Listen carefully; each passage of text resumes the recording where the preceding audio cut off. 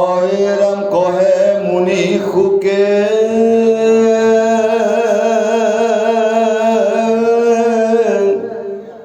শুনিও সম্প্ৰতি নিপতীয় পৰ কথা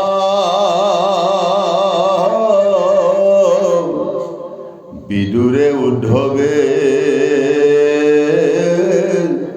সংবাদ যি ভৈল যমুনা তীৰত তথা কৃষ্ণৰ বৈকুণ্ঠ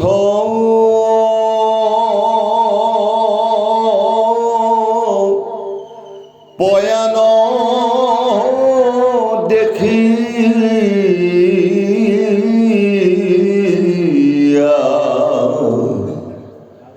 উদ্ধৱ বিৰম হন্ত্ৰ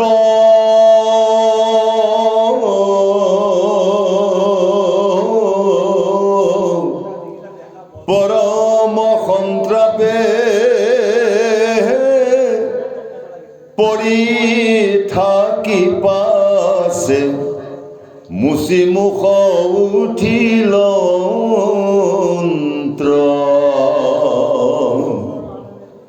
অইৰাম কৃষ্ণৰ ভৰিৰ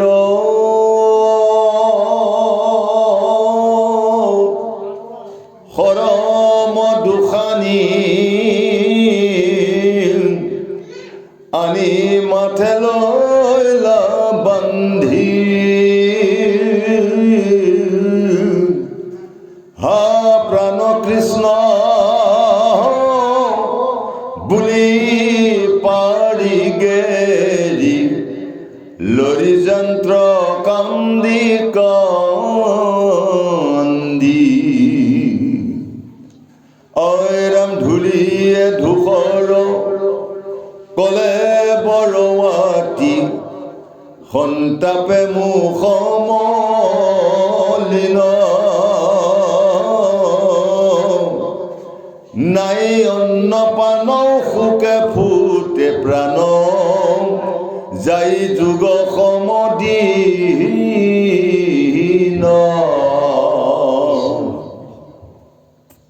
পৰম সভাৰ জয়জয়ী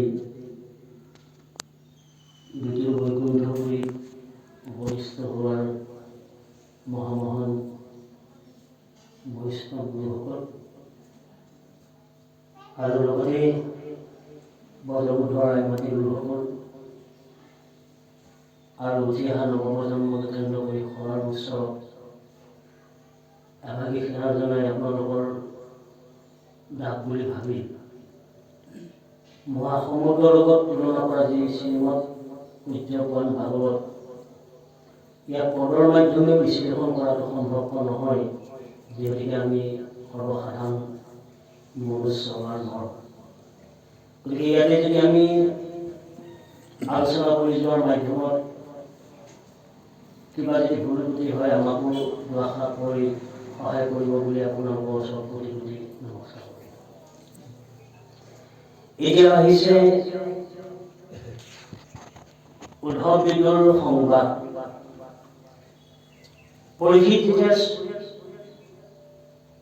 শৃংগীমুনি অভিষিক্ত যেতিয়া হৈ গ'ল, হৈ যোৱাৰ পিছত তেওঁ প্ৰথম স্কন্ধৰ পৰা আহি তেওঁক বুজাই শেষত আকৌ ক'বলৈ বিচাৰিছে, সেই পৰীক্ষিত তুমিতো এজন মহা ধাৰ্মিক ৰজা আছিলা, কাৰণ যিহেতুকে তোমাৰ ককাইদেউসকল তোমাৰ মহা ধাৰ্মিক আছে, যি কৃষ্ণক প্ৰেম জুৰিয়ে বান্ধি ৰাখিব পাৰিছে। তোমাৰ ককাৰ অৰ্জুনে একেলগে খোৱা বোৱা কৰিছে। তোমাৰ ককাৰ ধৰ্ম যুধিষ্ঠিৰ ডেৰা বুলি এই কোটি ব্ৰহ্মাণ্ড ভগৱন্ত ডৰা বুলি সমাজ কৰিছে। কিন্তু যুগৰ সাপেক্ষে দিনৰ সাপেক্ষে আৰু কৃষ্ণৰ নিজৰ কৰ্তব্য পালনৰ শেষৰ কাৰণে তেওঁ দেৱতাসকলৰ অনুৰোধত তেওঁ বৈকুণ্ঠ প্ৰয়াণ হৈছিল কৃষ্ণ। তেওঁ বৈকুণ্ঠ প্ৰয়াণ হোৱাৰ লগে লগে তোমাক ৰাজসিংহাসন তোমাৰ ককাইহঁতে দায়িত্ব দি গৈছে। যিহেতু আমাৰ প্ৰাণৰ কৃষ্ণ যেতিয়া বৈকুণ্ঠলৈ গুচি গ'ল, আমি এই সংসাৰখনত আমি কাৰ মুখ চাই দিয়ে থাকিম, কাৰ লগত আমি কথোপকথন কৰিম। গতিকে ৰূপা আমাৰো দিন হৈছে। গতিকে আমিও ঈশ্বৰক সাধনা কৰি আমিও পৰম প্ৰাপ্তি হ'ব লাগিব। গতিকে তোমাক ৰাজ্যভাৰ কিন্তু দিয়াৰ লগে লগে ইমান সুন্দৰকৈ পৰিস্থিতি পৰিচালনা কৰিছিল, মানে প্ৰজাসকলক ককাই দেউতাহঁতৰ বাক্যবিলাক ৰক্ষা কৰিবৰ কাৰণে। কিন্তু এনেকুৱা এটা দুৰ্যোগ বিপদ আহি গ'ল, কাল চক্ৰই পাই এনেকুৱা এটা জেগাত পেলাই দিলৈ পৰিণিত যে তেওঁ মুক্তিৰ পথ বিচাৰি নাপালে। কৃষ্ণ মুক্তিৰ পথ বিচাৰি নাপালে। কিয় নাপালে? যে এই গোটেই ব্ৰহ্মাণ্ডখন শক্তি ৰজা হৈ গোটেই ব্ৰহ্মাণ্ডখনত তেওঁ কি কৰিছিলে, ক'ৰবাত যদি কৃষ্ণ নাম লোৱা নাই, পৰিচিতে তাকো যত্ন কৰিছিল, তাকো মানে ইনকুৱাৰী কৰিছিল, কোনোবা এখন দেশত কোনোবা এখন ৰাজ্যত কৃষ্ণ নাম লোৱা নাই, যদি লোৱা নাই, বছ সেই ৰাজ্যত প্ৰৱেশ কৰি তেওঁলোকক কৈছিল যে এই সংসাৰখনত মই ৰজা হ'ব পাৰোঁ, কিন্তু মই ৰজা হ'লেও কিন্তু প্ৰভু ভগৱন্তৰ কৃপাতহে মই ৰজা হ'ব পাৰিছোঁ। গতিকে তোমালোকে মোৰ নাম লোৱা থাকি ৰাজ্যখন শান্তিয়ে সুখেৰে পৰিচালনা কৰিবলৈ তোমালোকে কৃষ্ণ নাম লৈ লোৱা। এনে ধৰ্ম প্ৰচাৰ কৰি ফুৰা পৰিস্থিতি আহি কি কৰিলে, কাল চক্ৰদায়ে আপোনাৰ শ্ৰমিক ঋষিক অপমান কৰি চিংগি মুনি অভিশাপ্ত হৈ গ'ল। গতিকে আমাৰো সেইটোৱে কৈছে গুৰুসকল। আমাৰ কি হৈছে, যদিও আমি ভকতৰ পৰা অভিশাপ পোৱা নাই, সাধুৰ পৰা বৈষ্ণৱলৈ যদি আমি অভিশাপ পোৱা নাই, কিন্তু বয়সটো আমাৰ অভিশাপ হৈ আহিছে। কৃষ্ণ তত্ত্বটো তেনেকৈ কৈছে। আমাৰ যিটো বয়স, এই বয়সটো অভিশাপ হৈছে। আমিও সেই 7টা দিনতে যাব লাগিব। কিন্তু বয়সটোৱে যদি আমাৰ অভিশাপ হৈছে, তেতিয়াহ'লে বয়সটো থাকোঁতে আমি কি কৰিব লাগিব, আৰু বয়সটো যোৱাৰ পিছত আমিতো একোৱে কৰিব নোৱাৰোঁ।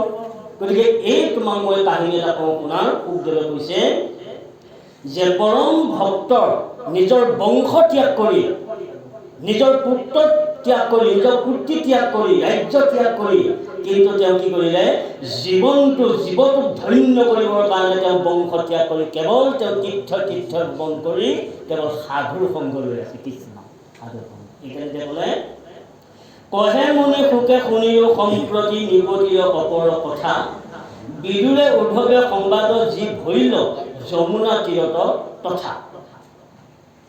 এতিয়া কি হ'ল, আনহাতে ভগৱন্ত কৃষ্ণ বৈকুণ্ঠলৈ যোৱাৰ পিছত তেওঁ ভগৱন্তৰ সৰঞ্জু লৈ মানে ইফালে আনহাতে মানে উদ্ধৱে আহি আছে, আনহাতে তেওঁ নিজৰ ৰাজ্য ত্যাগ কৰি কি কৰিছে, তেওঁ তীৰ্থ ভ্ৰমণ কৰি তেওঁ কি কৰিছে, এই জীৱটোক তেওঁ এটা নিৰ্দিষ্ট স্থানলৈ দিয়া এটাৰ ব্যৱস্থা কৰিছে। এতিয়া গুৰুসকল, আইমাতৃসকল, আমি কলৈ যাম ক'ব পাৰিমনে? মৃত্যুৰ পিছত আমি কলৈ যাম, বা সমস্ত মৃত্যুৰ পিছত আমি কলৈ যাম, আমি ক'ব পাৰিমনে? কিন্তু যদি দৃঢ়ভাৱে যদি ভগৱন্তক ভজনা কৰিছোঁ, দৃঢ়ভাৱে যদি মই ভকতক যদি মই ঈশ্বৰ তুল্য দেখিছোঁ, দৃঢ়ভাৱে যদি মই সাধু সন্তসকলক পিতৃদৰে যদি মই তেওঁলোকক সন্মান দিব পাইছোঁ, তেতিয়াহ'লে চিঞৰ মই কলৈ যাম ক'ব পাৰিম। কৃষ্ণ হয়নে? ক'ব পাৰিম। মই যদি ডাঙৰজনক যদি মই সন্মান কৰোঁ, বৈষ্ণৱক যদি চৰণত ধৰিব পাৰোঁ, কৃষ্ণক যদি শ্ৰৱণ কৰিব পাৰোঁ, কীৰ্তন কৰিব পাৰোঁ, তেতিয়াহ'লে কৈছে ভগৱন্তৰ কীৰ্তনৰ 3টা ফল পায়। ভগৱন্তৰ কীৰ্তনৰ 3টা ফল পায় কি? কৈছে আপোনাৰ কীৰ্তন কৰিলে পঢ়িলে আপোনাৰ তেওঁ অলিৰ মলৰ পাপ নোহোৱা হয়। কৃষ্ণ পঢ়িলা, তাৰপিছত তেওঁ কি হয়, মুখ্য প্ৰাপ্তি হয়। তেওঁ মুখ্য প্ৰাপ্তি হোৱাৰ পিছত কি হয়, তেওঁ ভকতিত আগবাঢ়িব পাৰে। কৃষ্ণ ভক্তিত আগবাঢ়িলে, ভকতি কৰিলে ভাগৱতে সিদ্ধান্ত দিছে তেওঁ জেগালৈ যাবই পাৰিব নোৱাৰে। এই তত্ত্বটো আনিকে কৈছে যে এতিয়া কৈছে বিদুৰে উদ্ধৱে সংবাদ ভৰিল যমুনা তীৰত তথা। যে যমুনা শব্দৰ অৰ্থ কি? যমুনা এটা জল, যমুনা এটা জল। জল মানে কি? পবিত্ৰ। পবিত্ৰ আন এটা ঠাই কি? তীৰ্থ। কৃষ্ণ পবিত্ৰ আন এটা ঠাই হ'ল তীৰ্থ। গতিকে যমুনাখনকো তীৰ্থ বুলিয়ে ধৰা হয়। কৃষ্ণ তীৰ্থ। এতিয়া নামে গংগাজল, চৰণে কমল, বৈ আছে হৃদয়ৰ মাজে। প্ৰভু ভগৱন্তৰ চৰণত আমি জল অৰ্পণ কৰিলোঁ। এতিয়া প্ৰভু ভগৱন্তৰ ওচৰত যেতিয়া আমি জল অৰ্পণ কৰিলোঁ, সেই জলটো আহিছে কি? সেই জলটো যেতিয়া জল নহয়, কি হৈছে? গংগা। ভগৱন্ত চৰণত অৰ্পণ কৰাৰ লগে লগে কি আহি গ'ল গংগা গংগা ঠেকৰ কৰিলে বোলে কি আৰু কৃষ্ণ একদম ভগৱন্ত কৃপা হয়। গতিকে এইকাৰণে ইয়াত অত্যন্ত সুন্দৰকৈ আনি এতিয়া কৈছে কৃষ্ণ বৈকুণ্ঠকৰ প্ৰয়াণ দেখিয়া উদ্ধৱ বিৰম সন্ত পৰম সন্তাপে পৰি থাকি পাছে মুখ মুচি উঠিল। 5 বছৰ বয়সৰ পৰাই উদ্ধৱে ভগৱন্তক চিন্তন কৰিছে। 5 বছৰ চিন্তন কৰি কৰি কৰি কৰি কৰি কৰি তেওঁ 12 বছৰত ভগৱন্তৰ ওচৰত শৰণাপন্ন হৈ ভগৱন্তক হৃদয়ত বান্ধি লৈছে। কৃষ্ণ ভগৱন্তক হৃদয়ত বান্ধিছে। হৃদয়ৰ পৰা কোনো কাৰণত ভগৱন্তক তেওঁ উলিয়াই দিয়া ব্যৱস্থা কৰা নাই। যেতিয়া হৃদয়ৰ পৰা উদ্ধৱৰ যেতিয়া আপোনাৰ উদ্ধৱৰ যেতিয়া হৃদয়ৰ পৰা যেতিয়া ভগৱন্ত যেতিয়া বাস কৰিবৰ কাৰণে কোনো কাৰণত তেওঁ সুবিধাকণ দিয়া নাই। এনিটাইম যে নাম তেওঁৰ জপ হৈ আছে, তে নামৰ জপত ভগৱন্তক 2টা ৰূপ দৰ্শন কৰিব লগা হৈছে। কৃষ্ণ এক হ'ল বাস্তৱ ৰূপ তেওঁ দিব লগা হৈছে, আৰু এটা হ'ল আপোনাৰ হৃদয় ৰূপ দৰ্শন কৰিব লগা হৈছে। হৃদয় ৰূপটো দৰ্শন এইটো কাৰণে আমি কৰিব লাগিব বা সমস্যা মাতৃসকল হৃদয় ভগৱন্ত আছে বুলি বিশ্বাস কৰিলে সি পাপ কৰিব নোৱাৰে। কৃষ্ণ তাৰ তত্ত্বটো হৈছে হৃদয়ত যদি ভগৱন্ত আছে বুলি যদি আমি বিশ্বাস কৰি লৈছোঁ তেতিয়াহ'লে বেয়া কাম কেতিয়াও কৰিব নোৱাৰে। কাৰণ প্ৰভুৱে দেখি আছে। এইকাৰণে এজন গুৰু কৈছিলে আপোনাৰ যেতিয়া 12 বছৰীয়া যেতিয়া সন্তান যেতিয়া 3জনে যেতিয়া গুৰুৰ ওচৰত শৰণ ল'বলৈ গৈছিল তেতিয়া সেইদিনাখন হৈছিল আপোনাৰ বুধবাৰ। তেতিয়া ক'লে আজি তোমালোকক শৰণ নিদিওঁ, মই অহা তোমালোকক গুৰুবাৰ আছে বৃহস্পতিবাৰ সেইদিনাখন ভকতো আহিব, সেইদিনাখন তোমালোকক শৰণ দিম। কিন্তু তোমালোকক 3জনক মই 3টা আপেল দিছোঁ। এই 3টা আপেল দিছোঁ। এই 3টা আপেল তোমালোকে লৈ গৈ ঘৰত খাবাগৈ, তাৰপিছত তোমালোকে মানে শৰণ ল'বলৈ আহিবা। কিন্তু এটা কথা দেই, কিন্তু এই আপেল 3টা এই ফল তাৰমানে এজনে 3টা ফল দিলে কিন্তু কোনেও দেখা পাব নালাগিব। কোনেও যাতে পোৱা দেখা নাপায়।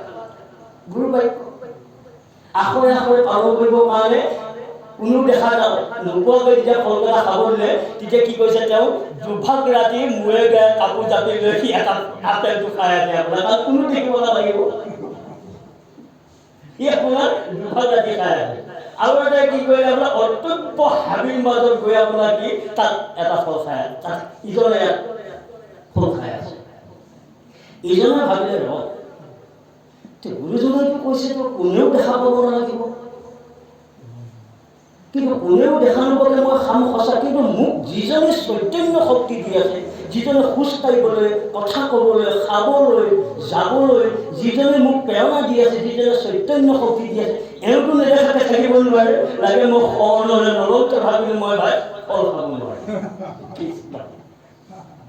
লাগে মই শৰণে নলওঁ তথাপিতো মই ফল খাব নোৱাৰিম। তাৰপিছত সেইদিনাখন গ'ল কি হ'ল তোমালোকে খালা খালো দিয়ক তুমি ফল খালা বোলে 2 ভাগ ৰাতি মাছ নিশা মূৰে গায়ে কাপোৰ জাপি খালো হয় নেকি বোলে আমাৰ ঠিক তুমি ক'ত কি কৰিলা বোলে মই অত্যন্ত হাবিৰ মাজত খালো বোলে বঢ়িয়া। তুমি কি কৰিলা বোলে প্ৰভু মই আৰু খাব নোৱাৰিম বোলে কেনেকৈ বোলে আপোনাক কৰি খাম, গুৰুজনক কৰি খাম, ভকতক কৰি খাম, পিতৃ মাতৃক কৰি খাম, কিন্তু মোৰ হৃদয়ত থকা প্ৰভুক মই কোনো কাৰণত কৰি খাব নোৱাৰোঁ। তুমি শৰণৰ কৃষ্ণ।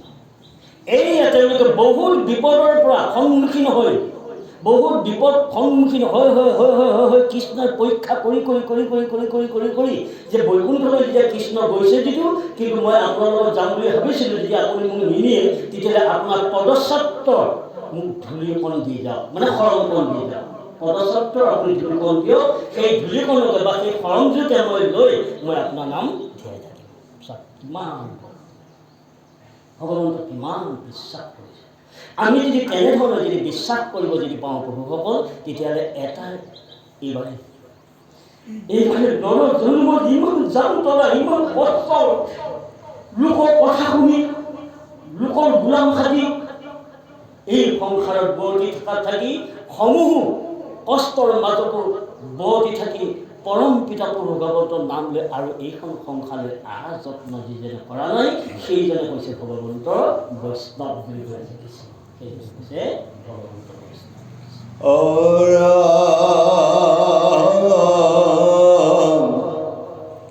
সেই সময়ত তীৰ্থত ভ্ৰমন্ত্ৰে বিদুৰে মহাভাগ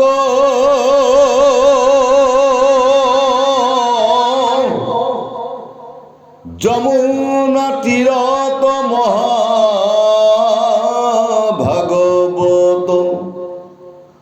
উদ্ধৱ কপালা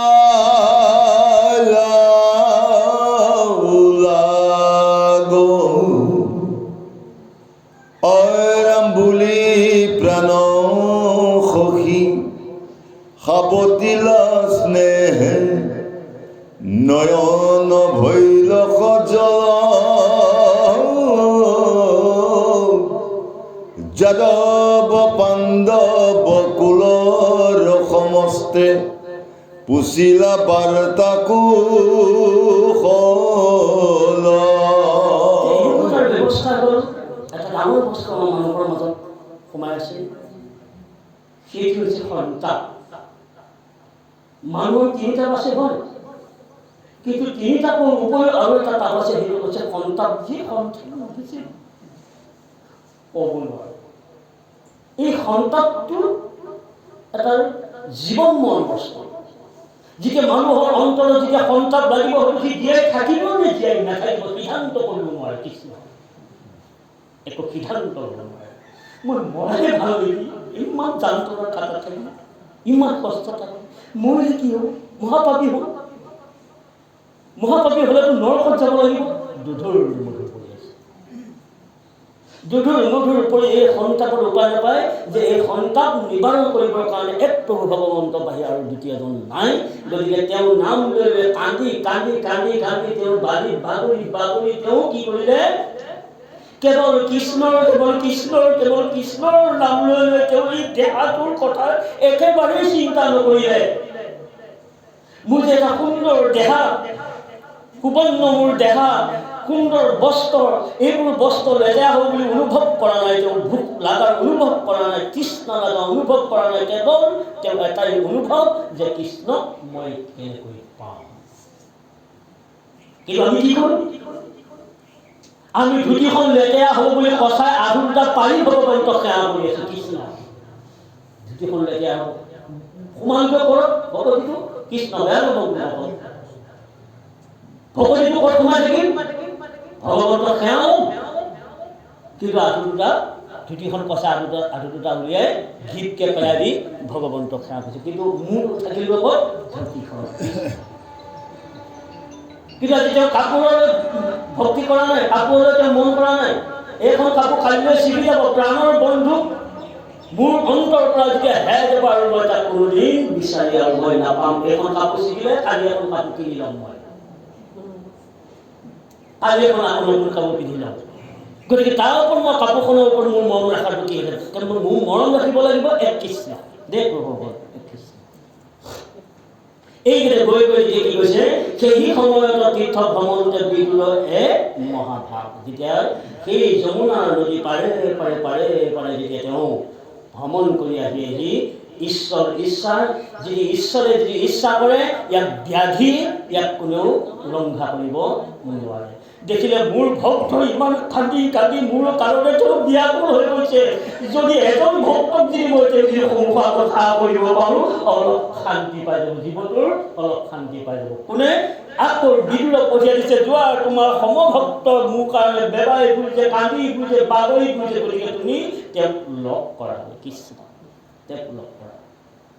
আৰু তেওঁ নিজৰ পুত্ৰৰ পৰা অৰ্থাৎ দুৰ্যোধন ভতিজাৰ পুত্ৰই হ'ল, নিজৰ পুত্ৰৰ পৰা অপমানিত হৈ ৰাজ্যৰ ত্যাগ কৰি তেওঁ কেৱল কৃষ্ণ বাহিৰে আৰু মোৰ পুত্ৰ না ভাগ্যা না বংশ পৰিয়াল না মোক কোনেও কিন্তু মোক আজি এই সন্মান কিন্তু কেতিয়া দিব লাগিছিল সন্মান, কিন্তু সন্মান নিদিয়া দি মোক লংঘা কৰি মোক অসন্মানী কৰিলে। গতিকে এনেকুৱা বংশত যদি মই জীয়াই থাকোঁ বা এনেকুৱা বংশত যদি মই মৃত্যুতা কৰোঁ, তেতিয়াহ'লে মোৰ জীৱন নৰকৰ তিল তিল কৰি হ'ব।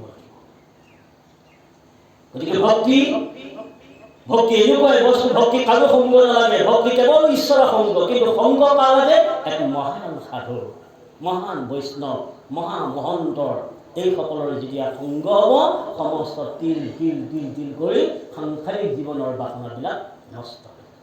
এতিয়া দুই সমুখাসমূহ এতিয়া কৈছে পিছত পদটোত কৈছে এহি বুলি প্ৰাণৰ সখী সাৱতীয়া স্নেহে নয়নৰ হৈল সজল।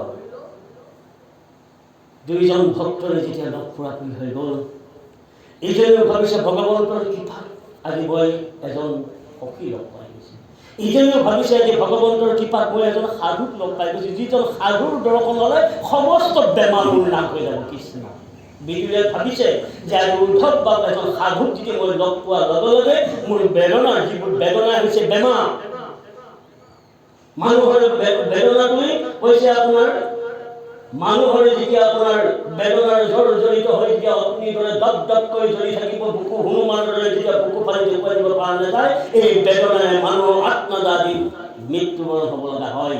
গতিকে আজি এই বেদনাৰ বেমাৰ এক উদ্ধৱ বাপে যদি মোক নাশ কৰিব নোৱাৰে আৰু দ্বিতীয়জনে নহয়। গতিকে আমাৰো সেই লক্ষ্য ৰাখিব লাগিব বা সমস্ত আই মাতৃসকল উঠি অহা প্ৰজন্ম আমাৰ এই কাল চক্ৰৰ বেমাৰৰ পৰা পৰিত্ৰাণ পাব লগা হ'লে এই দুজন ভক্তৰ আছে। এজন হ'ল মহাসন্ত সাধু আৰু এজন হ'ল কোন? শ্ৰীকৃষ্ণ নিজৰ মুখৰ বাণী ৰক্ষা কৰিব পৰাৰ ভকত কৃষ্ণ। যিজনে শ্ৰীকৃষ্ণৰ মুখৰ বাণীটো ৰক্ষা কৰিব পৰাটো হ'ল কোন? উদ্ধৱ। আৰু কৃষ্ণৰ বাণী শুনিবলৈ উৎসুক হৈ থকাজন হ'ল বিদুৰ। গতিকে এই দুজন ভক্তকে আমি সদায় পাবলৈ যত্ন কৰিব লাগিব। ঈশ্বৰৰ ওচৰত আমি সকলোৱে আহিছোঁ বুলি ভগৱন্তই ক'লে যাদৱ পাণ্ডৱৰ কুলৰ সমষ্টি পুচিলা বাৰ্তাৰ কুশল। গতিকে যাদৱ কুলটো সি মহাভাগৱত, তোমাৰ হৃদয়তে 22 খণ্ড ভাগৱত, 18,000 শ্লোক, 3,335টা অধ্যায় তোমাৰ পাকস্থলী হৈ আছে। এইকাৰণে তোমাক মহাভাগৱত কৰিও চেদিও সংশয় যত তুমি জানা মহাভাগৱত, তুমি এজন মহাভাগৱত হৈ আছা। গতিকে ভাগৱত আশ্ৰয় লৈছোঁ। গতিকে তোমাৰ যাদৱ বংশৰ কুলৰ কথাখিনি মোক তুমি কোৱা, এই কথাখিনি মই শুনিলে যাতে মই তৃপ্তি বা আনন্দ পাওঁ বুলি বিদুৰ বাপে উদ্ধৱক সুধিব বিচাৰিছে। কৃষ্ণ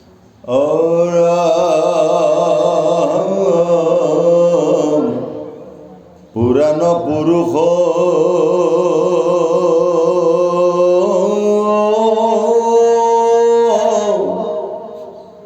ৰামকৃষ্ণ দুই সবান্ধ বেদাৰ কাট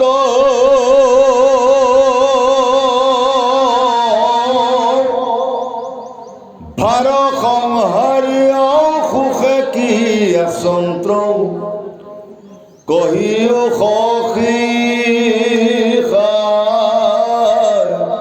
ঘাত ৰাজায়ো গখেন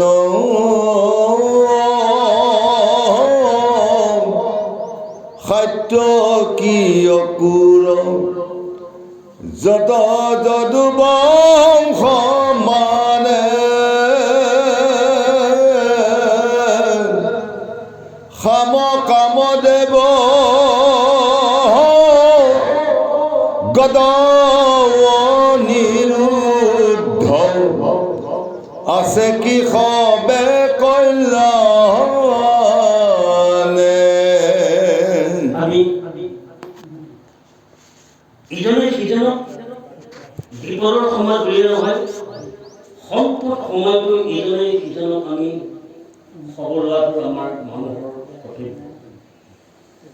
আনজন দুখত পৰিলে প্ৰভু তেওঁক যে ইমান দুখ দিছে, তেওঁক যে ইমান বেদনা দিছে, প্ৰভু সেইখিনি বেদনাৰ মুক্তি মই সহ্য কৰিম প্ৰভু, কিন্তু তেওঁ সহ্য কৰিব পৰা নাই। গতিকে তেওঁ বেদনাটোৰ মুখ দি দিয়ক। প্ৰকৃত ভাগৱতী ভকতেই আনৰ দুখ দেখিলে নিজে চকু পানী পেলাই সেই দুখটো তেওঁ বদলি ল'বলৈ বিচাৰে। কৃষ্ণ দুখ বদলি লয়, মুখ দিয়ক, সেই অশান্তিটো মুখ দিয়ক, মই সহ্য কৰিম।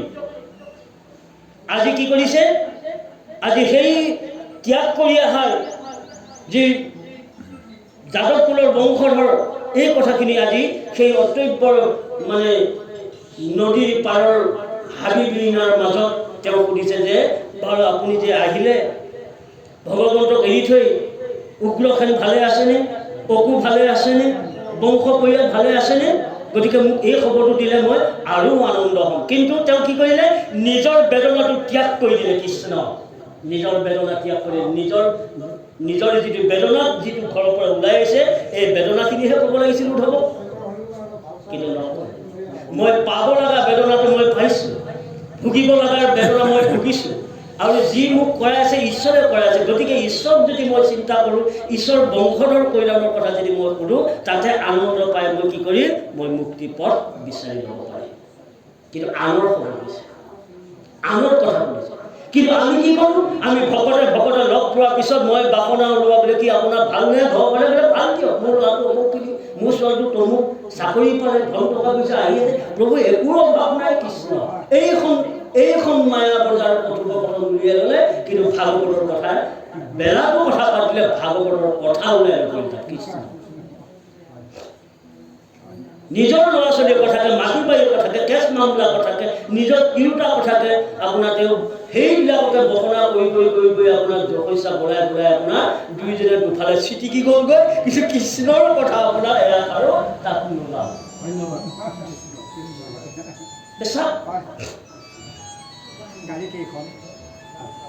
এই যে এনেকুৱা যদি ভাৱৰ গতিটো যদি আমি যদি হওঁ, তেতিয়াহ'লে আমি উঠি অহা প্ৰজন্মক কি শিক্ষা দিম? দেখিছোঁহে শ্ৰীকান্ত দাসক ভকতি, তেওঁ বৰ ভকত, তেওঁ পাঠ কৰে, ব্যাখ্যা কৰে, কিন্তু তেওঁ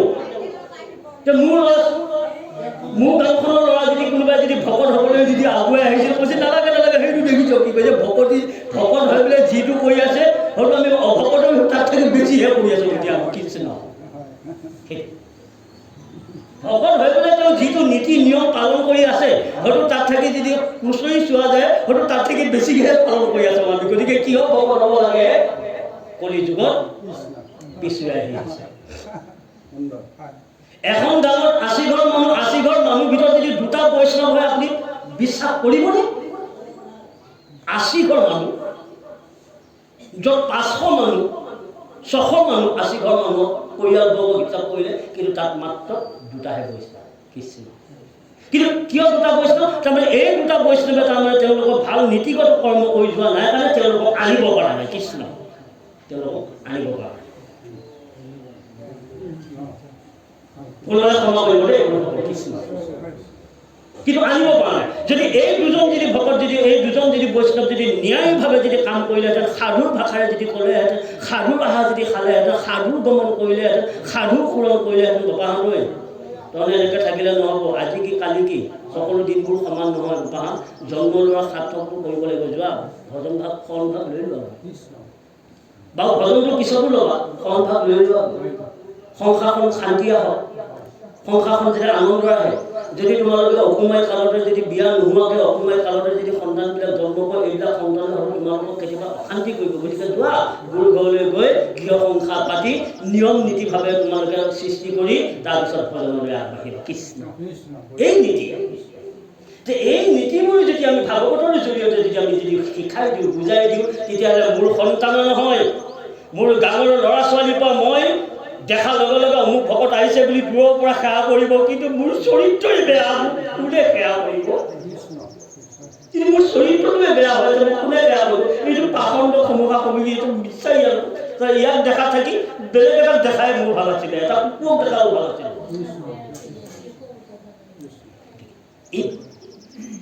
এইবোৰ শিক্ষা ল'বৰ কাৰণে ভাগৱতে আমাক সুন্দৰভাৱে আজি বিধু আৰু উদ্ধৱৰ মাজত আহিছে। এতিয়া ভকত লগ লাগিছে, ভকতৰ মাজত তেওঁ আনৰ দুখৰ বাতৰি লৈছে, আনৰ সুখৰ কথা চিন্তা কৰিছে, আনে বেদনা কৰি আছে নেকি, আনৰ কথা বিচাৰিছে, কিন্তু নিজৰ কথা তেওঁ পাহৰি গৈছে। সেইকাৰণে কৈছে আপোন পাহৰা। তাৰমানে আপোন পাহৰা, নিজক পাহৰি যোৱা, নিজক পাহৰি তুমি জীৱক কল্যাণৰ কাৰণে তুমি আগবাঢ়ি যোৱা, জীৱক উদ্ধাৰ কৰা। সেইকাৰণে কৈছে হৰিৰ চৰণ নিচিন্তি নিচিনিলো, বিষয় তদিনে ৰাতি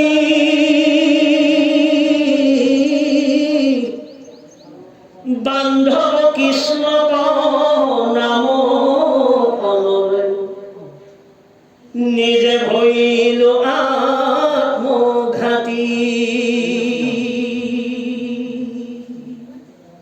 এই নৰশ্ৰেষ্ঠ জীৱ হৈ যদি কৃষ্ণৰ কথা আলোচনা নকৰে, কৃষ্ণৰ কথা কাণ নাপাতে, কৃষ্ণৰ কথা মনত হৃদয়গম নকৰে, সেইজন কৈছে কি অধোগামী, তাৰমানে অধপতন লাহে লাহে কৃষ্ণ। কৃষ্ণই অৰ্জুনক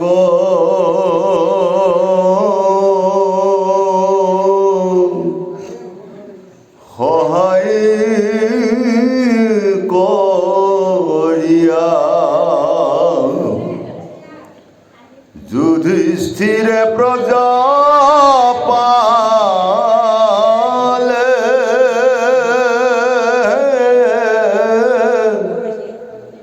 ভীম ধনঞ্জয় নকুল কনিষ্ঠ সহদেৱয়চা ভালে, ধৃতৰাষ্ট্ৰ ৰাজা জীৱন্ত নিজ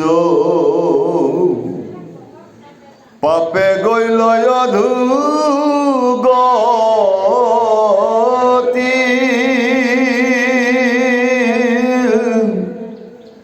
সবা তুই অধিক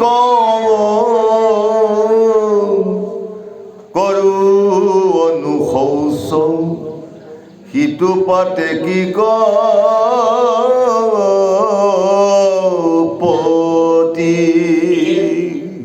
আমি কি বিচাৰো? আমি কল্যাণ বিচাৰো, আমি সুখ বিচাৰো, আনন্দ বিচাৰো। সুখ আনন্দ কল্যাণ ভোগ কৰিবৰ কাৰণে ৰাতিপুৱা বিচনাখন ত্যাগ কৰি ভগৱন্তৰ নাম যত্ন লৈ কেৱল সুখৰ কাৰণে তিল তিল গৈ কিন্তু দৌৰি আছো, হয়, কিন্তু সুখ ভাৱ পিছলৈ গৈ কিন্তু দুখৰ পৰি দুখহে আহি আছে। গতিকে কল্যাণ সাৰ্থকতা কৰিব লগা হ'লে তেতিয়াহ'লে কৈছে বিচনাৰে খাই পোৱাৰ লগে লগে তাত ব্ৰহ্ম উপাসনা হ'ব লাগিব, তাত ব্ৰহ্ম উপাসনা হ'ব লাগিব। ব্ৰহ্ম উপাসনা কৰি তাই জননীৰ জন্মভূমি মোৰ দুগৰাকী মাতৃ আছে, এগৰাকী মাতৃ মোৰ এৰি থৈ গুচি গ'ল আৰু কোনগৰাকী মাতৃক মোক চমজি থৈ গুচি গ'ল। মোৰ জন্ম দিয়া আই মাতৃৰে মোক এইখন পৃথিৱীত এৰি থৈ তেওঁ পৰলোক প্ৰাপ্তি হৈ বৈকুণ্ঠলৈ গুচি গ'ল, কিন্তু মই কোন মাতৃ আশ্ৰয় লৈ আছো বাৰু? সেই মাতৃগৰাকী ক'ত তেওঁ কৰি আছে? তেওঁ এবাৰ গুৰুৰ দ্বাৰাই সুধি লওক, এবাৰ ভকতৰ মাজত আলোচনা হওক। গতিকে জননীৰ জন্মভূমি আই বসুমতী যেনেকৈ জন্ম হোৱাৰ লগে লগে মাতৃ স্তন খাই মই জীয়াই আছিলো, ডাঙৰ হলো, আজি মাতৃ যোৱাৰ লগে লগে বসুমতীৰ মাতৃ স্তন খাই জীয়াই আছো মই। তেনে বসুমতীৰ মাতৃ স্তন খাই জীয়াই থকাৰ মাতৃক কোনখন ভৰি দি মই সেৱা কৰিব লাগে তাকেই নেজানো আজি কৃষ্ণ, তাকেই নেজানো। তেতিয়াহ'লে মাতৃয়ে মোক ক্ষমা কৰিব, মাতৃয়ে মোক পুত্ৰ বুলি আঁকোৱালি ল'ব। এইকাৰণে গৈ থাকোঁতেও ভৰি চকু দুটা থাকোঁতেও উজুতি খাই নখ চিৰি যায়। কৃষ্ণ মোক চিৰি নাপালি তই। মায়ে গোটা দি গ'ল মোক, মই লালন পালন কৰি আছো, কিন্তু মোক সেৱা নকৰাৰ কাৰণে আজিতো সতৰ্ক কৰিছো, আঙুলি মোৰ ছিগি দিছো যাতে তই যাতে আকৌ পুনৰ এইটো কাম নকৰ। চকুকেইটা থকাৰ ভিতৰতো আঙুলি মোৰ ছিগি যোৱাটো শুনা। গতিকে এই জননীৰ মাতৃক সেৱা কৰি তেতিয়াৰ সুন্দৰ কৰি ছয় ভক্ত শুদ্ধ কৰি এগিলাচ পানী গ্ৰহণ কৰি ভগৱন্তৰ নাম লৈ যাত্ৰাত আগবাঢ়ি যাওঁ।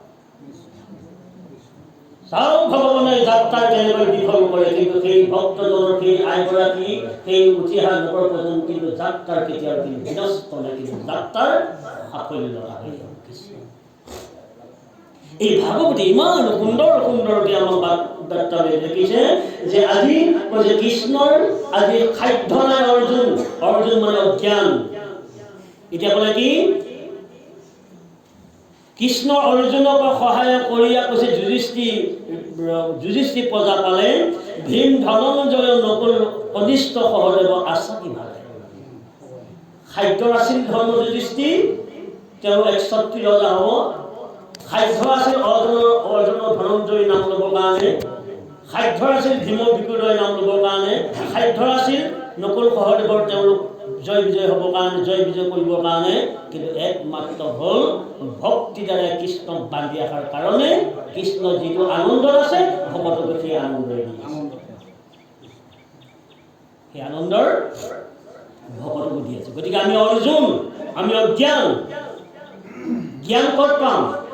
জ্ঞান গুৰু ঘৰত পাম, কৃষ্ণ গুৰু ঘৰৰ পৰা জ্ঞান লৈ আহি তেতিয়া কি কৰিম? পোনে পোনে গুৰুৱে দিয়া মূল মন্ত্ৰক জপ কৰি তেওঁ ব্ৰহ্ম, যি ব্ৰহ্মক চিন্তা যোগী ঋষি মুনি তপী সকলোৱে যি ব্ৰহ্মক চিন্তা কৰি তেওঁলোকে সেই ব্ৰহ্মক নাপায়, কিন্তু তেতিয়া কৈছে গুৰু ঘৰৰ পৰা নাম লৈ নাম ভিতৰত জপ কৰিলে অব্যক্ত ব্ৰহ্ম ব্যক্ত হৈ যাব লাগিব কৃষ্ণ। তাত দেখুৱাইছে প্ৰমাণ এটা পাতা সূতাত ভগৱান ওলোৱাটো আচৰিত কথা, কৃষ্ণ ভাবি উত্তৰ উলিয়াব নোৱাৰে, কিন্তু ভক্তিৰ বলত এই পাতা সূতাতে আছে বুলি কোৱাৰ লগে লগে সেই ভগৱন্ত চতুৰ্ভুজ যিবোৰ এৰি মহাকাল সিংহৰ ওলাই ভকতক ৰক্ষা কৰি দুৰ্জনক নাশ কৰি পেলাইছে কৃষ্ণ। গতিকে ভগৱন্ত বাহিৰতো আছে, ভিতৰত আছে। গতিকে এইকাৰণে এতিয়া কৈছে যে ভগৱন্ত সহায় নথকা হ'লে কেতিয়াও ধৰ্ম যুধিষ্ঠিৰ কিন্তু ৰজা হ'ব নোৱাৰিলেহেঁতেন। গতিকে সেই বাপজন তেওঁলোক ভালে আছে, তেওঁলোক যদি ভালে থাকে তেতিয়াহ'লে মোৰো ভালে থাকিব, আৰু তেওঁলোক যদি অশান্তি হয় তেতিয়াহ'লে মোৰো অশান্তি হ'ব। গতিকে এইটো ভাৱ, গাঁওখন যদি কল্যাণ হৈ থাকে, গাঁওখন যদি সদায় ধূপ ধূনা জ্বলি থাকে, গাঁওখনত যদি সদায় শ্ৰৱণ কীৰ্তন হৰি নাম চলি থাকে, তেতিয়া মৰে আনন্দ। আৰু গাঁওখনত যদি কাৰো ঘৰত যদি আপোনাৰ যদি বন্তি এভাগ নজ্বলে, ধূপ এডাল নজ্বলে, সকাম চকাম নহয়, নাম পাল নাম নহয়, ভাওনা সভা নহয়, তেতিয়াহ'লে সেইখন গাঁও মই নকওঁ, আপোনালোকে বেয়া নহ'ব, সেইখন গাঁও কি হৈ আছে? সেইখন গাঁও তাত ভগৱন্তক খেপিয়াই থাকিলেও, ভগৱন্তক মাতি থাকিলেও, চিঞৰি চিঞৰি মাতিলে তোমাক নামাতা দূৰৰ পৰা। গতিকে চিঞৰি থাকিলেও নহ'ব, বিপদতে চিঞৰিছোঁ, বিপদতে চিঞৰি আছোঁ। সম্পদত তুমি মোৰ নামত এগছি বন্তিও জ্বলোৱা নাই, মোৰ নামত ধূপ এডাল কিয় জ্বলোৱা নাই? আজি বিপদত পইচা যে তুমি চিঞৰি আছা, চিঞৰি থাকা, আৰু কিমান দিন চিঞৰিব লাগিব তাৰ কোনো ঠিক নাই। কিন্তু মই যাব নোৱাৰোঁ, কিয় যাব নোৱাৰোঁ? মই যোৱাৰ ৰাস্তাই নাই, দুৰ্গন্ধ কৃষ্ণ, মই যোৱাৰ ৰাস্তাই নাই, দুৰ্গন্ধ, তোমাৰ মহত সোমাবই নোৱাৰোঁ, দুৰ্গন্ধ হৈ আছে, ৰাস্তাটো মই ফিৰি আহিব লগা হৈ আছে, কাৰণ তাত ধূপৰ গোন্ধ নাই, তাত গোন্ধ আছে গেলা পচাৰ গোন্ধ, মই সোমাম কেনেকৈ? গতিকে তুমি চিঞৰি থাকিলেও নহ'ব। গতিকে তাৰ প্ৰমাণ দুশাসনে দুৰ্গতি বস্ত্ৰ হৰণ কৰোঁতে প্ৰাণৰ কৃষ্ণ বুলি কোৱাৰ লগে লগে বৈকুণ্ঠ বুলি কোৱাৰ লগে বৈকুণ্ঠলৈ গ'ল, কবালৈ গ'ল, কবালৈ গ'ল, শেষত যেতিয়া আৰু এপেচ আছিল নহ'লে উলংগ হৈ গ'লহেঁতেন, তেতিয়া কৈছে প্ৰাণ কৃষ্ণ তুমি নাৰাখিলে আৰু নাই, লগে লগে পকত হৈ পেলাই কি কৰিলে? আপোনাৰ বস্ত্ৰ হৈ পহুৱে লজ্জাৰ নিবাৰণ কৰিলে, হৃদয়ত বিচাৰিলে, হৃদয় দিশৰ কাৰণে পহুৱে পালে, কিন্তু মোৰ হৃদয়খন দুৰ্গন্ধ হৈ আছে নহয়, হৃদয়খনে দুৰ্গন্ধ। এতিয়া আপোনাৰ এটা কথা মনত কৰকচোন, যদি মানুহ যদি চিভিলতে হওক, ঘৰতে হওক, যদি ক'ৰবাত এক্সিডেণ্টে হওক, মানুহ মৰিলে কি বুলি কোৱা হয়? ডেথ বা মৰি। মৰা মানুহটো ক'লৈ নিয়ে? শ্মশানলৈ নিয়ে। হাঁহ বা পাৰ এটা মৰিলে ক'ত নিয়ে? কথাটো চাওক, মানুহটো মৰিলে শ্মশানলৈ নিয়ে, কিন্তু হাঁহটো বা পাৰটো বা ছাগলীটো মৰিলে আপোনাৰ ভিতৰলৈকে সোমাই যায়, দৰ্জা মেলি ভিতৰলৈকে সোমাই যায়। এয়া আমাৰ হৈছে আপোনাৰ, এয়া হৈছে আমাৰ দৃষ্টান্ত। এই যদি হাঁহটো যদি পাৰটো যদি ছাগলীটো যদি ভিতৰত সোমাই লৈ যদি তাত যদি মাই মছলা দি পেলাই যদি হৃদয়ত থকা আত্মা প্ৰভু ভগৱন্তক যদি সদায় আপুনি পূজা দি থাকে, সেই ভগৱন্তৰ থাকিবলৈ দুৰ্গন্ধ এই তত্ত্ব। গতিকে দুৰ্গন্ধত কেতিয়াও ভগৱন্ত নাথাকে, তাক সুগন্ধি লাগিব, এই সুগন্ধিটো সদায় আমি আনিব লাগিব। সেইকাৰণে কৈছে নহয় উদ্ধৱে শৰণ লৈছিল নহয় ভগৱন্তৰ ওচৰত, প্ৰভু ভগৱন্ত অনন্ত ঈশ্বৰ প্ৰপন্ন জনতাৰণ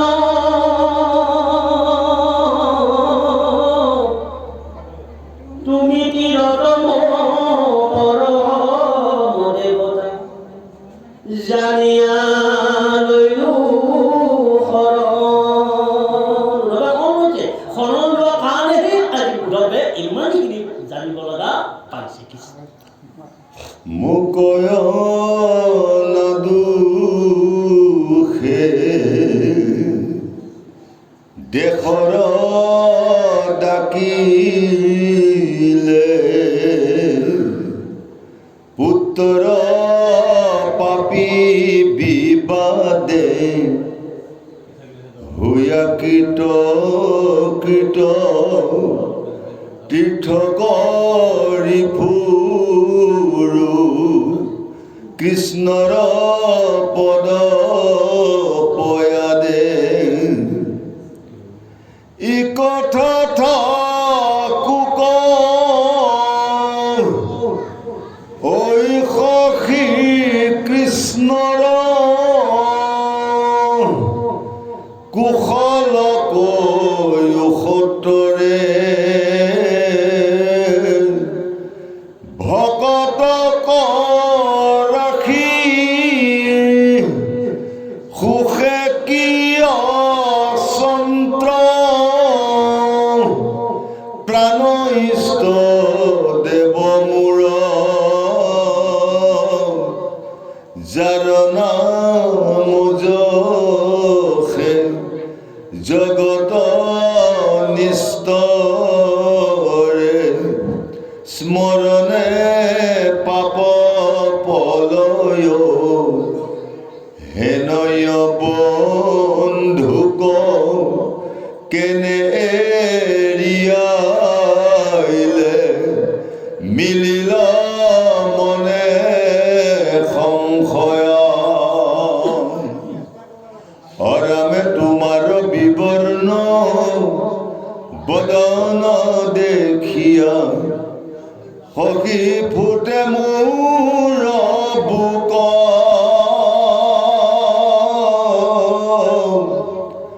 জানতে কহ কথা কিহে তু তেজিয়া আখিলা প্ৰাণ বন্ধু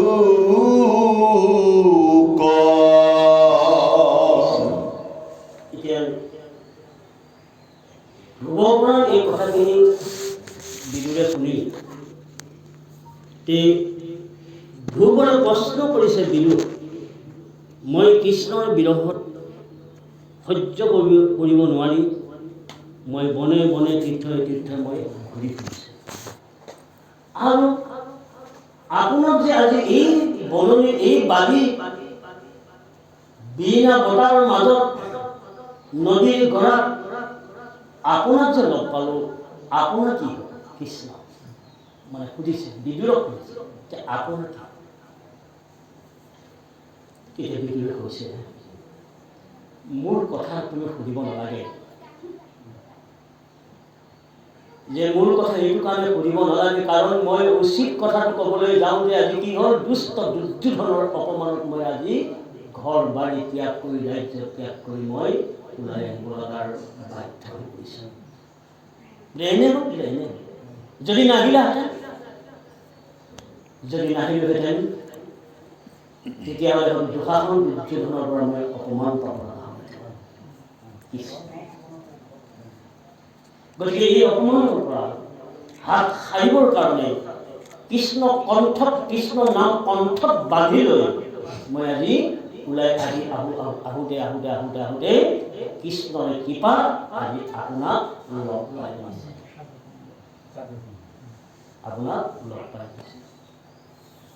লগ পোৱা যোৱাৰ লগে লগেই দুয়ো আলিংগন কৰি দুখৰ বতৰা বাতৰি লৈ আছে যে আমাৰো আজি সেইটো হৈছে, আমি দুখী, প্ৰত্যেকে দুখী নহয় আমি অপৰাধী লোকসকল। আজি যেনেকৈ পুত্ৰৰ শোকত যেনেকৈ বিদুৰে ঘৰৰ বাৰী এৰি আহিব লগা হৈছে আমাৰো দশা সেইটোৱে হৈ আছে। কৃষ্ণৰ আমাৰ দশাৰ সেইটোৱে হৈ আছে। ডাঠে বলে থাকোঁতে আপুনি খেতি কৰি পথাৰত গৈ ধান কৰিয়ে আপুনি ধান মাৰি ভঁৰালত সোমাই আনন্দতে জগৰা ভাত খাই আছিল। এতিয়া খেতি কৰিব নোৱাৰ, বুঢ়া খাং খাং কৰি যাব বাহিৰৰ ঘৰৰ পৰা। বাহিৰ বুঢ়া হৈছে যেমান প্ৰকৃতি লৈছে যেমান সভ্যকে তোমাক আগুৰি ধৰিছে যিমান যি সন্তানৰ মৰমত তুলি তানি ডাঙৰ দীঘল কৰিলো সেই সন্তানে বাপকক ভাত কেইটা খোৱা দিব নোৱাৰে পিতৃজনক বস্ত্ৰ এটা খোৱা দিব নোৱাৰে পিতৃজনক ভাল কাপোৰ কানি এখন কিনি দিব নোৱাৰে কিন্তু নিজৰ পৰিবাৰ কিমান জোৰ লাগে বাকচত মেটমেটীয়া টাউনত মেটমেটীয়া হৈ থাকিলেও কেৱল নাই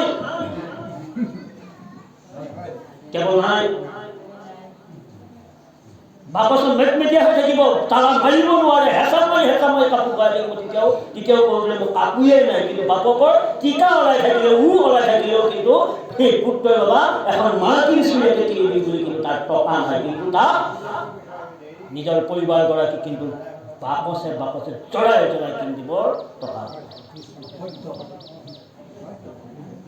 সেই দুখত সেই সুখত থাকিব নোৱাৰি ঘৰৰ পৰা ত্যাগ হৈ ক'ত মৰিমগৈ ক'ত যাইমগৈ গৈ কোনোবা জনে পায় বৃদ্ধাৰ আশ্ৰমত কিছুদিন ৰাখি তাতেই ব্যৱস্থা কৰিছে এই হৈছে বুঢ়াকালৰ জীৱন এই বুঢ়াকালৰ জীৱনৰ একমাত্ৰ সুখ হ'ল ভগৱন্তৰ নাম এই বুঢ়াকালৰ এক সুখ হ'ল সন্তৰ আশ্ৰয় এই বুঢ়াকালৰ এক সুখ হ'ল ভগৱন্তৰ কীৰ্তন আৰু শ্ৰৱণ ইয়াক যদি কোনোবাই এৰিছে ৰখালৈ যাব ৰখালৈ গুচি যাব পুত্ৰৰ সুখত নিজৰ পৰিবাৰ সুখত ল'ৰা ছোৱালীৰ সুখত বোৱাৰী জীয়েৰ সুখত তেওঁ থিয়ে থাকিব নোৱাৰি কান্দি হয়তো তেওঁ জীৱনটো কলৈ গৈ প্ৰাপ্ত হ'ব মানুহজন মৰিলে নে বাচিহে আছে সুখ সত্য নোহোৱা হৈ সেনেকেই গুচি যাব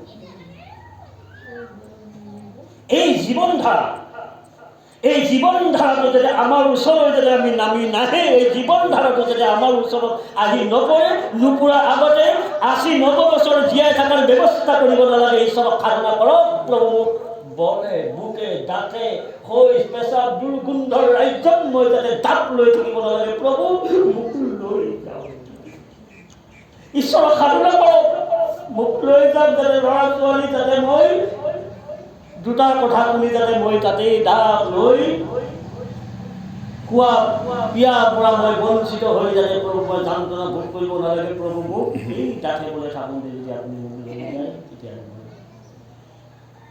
জীৱনৰ মোৰ শান্তি পাব বুলি আমি সকলোৱে প্ৰাৰ্থনা কৰিব লাগে কিন্তু আমি জীয়াই থকাৰ ব্যৱস্থাহে কৰি আছোঁ বুঢ়া হ'লেও নাই হোৱা বুলি ভাবি আছোঁ ফুৰিব নোৱাৰা হ'লেও আমি লাখুটিলৈ ঘূৰা যত্ন কৰি আছোঁ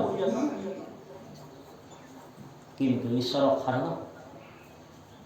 সাধনা কৰি কাৰোৰ পৰা হৃদয়ৰ প্ৰাপ্ত হৈ নগৈ কেৱল ঈশ্বৰৰ ওচৰত দায়িত্বভাৰ দি যাব লাগে এখানে কৈছে মারি দেখা ভোকবারি দুখে যাইব জীবনী খাইবে মাংস কুকুরে কামুরি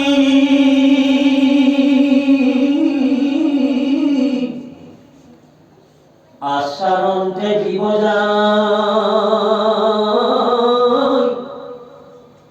রাখো ভুলন তারুণা সৌরাখী নরকে ভুল যায় মারো কুকুরে কামুৰিব যিমানে বুঢ়া হৈ লৰচৰ কৰিব নোৱাৰিবি সিমানেই কুকুৰে কামুৰি থাকিব কৃষ্ণ কোনোবা এটাই যদি কয় তই বুঢ়াটোতো বাপেৰে তোক তই ইমান গালি দি আছ এনেকুৱা কয়নে তোৰ কি হ'ল তই কি জান মোৰ ঘৰখনৰ কথা এই তাল লগাটো নমৰা নিদিয়াকে কি কৈ ভেটি কৰি খাইছে জানো সদায় বোৱাৰীয়েও কুকুৰৰ দৰে কামিব ল'ৰাইও কুকুৰৰ দৰে কামিব কিয়েও কুকুৰৰ দৰে কামুৰি থাকিব সেইটোকে কৈছে এই বলিয়া কুকুৰৰ পৰা হাত খাৰিবৰ কাৰণে কি কৈছে নাম সিংহ আশ্ৰয় ল'ব লাগিব নাম সিংহ যদি আশ্ৰয় লয় বলিয়া কুকুৰ আপোনাৰ আপুনি গুচি যাব লাগিব এই বলিয়া কুকুৰ আপোনাৰ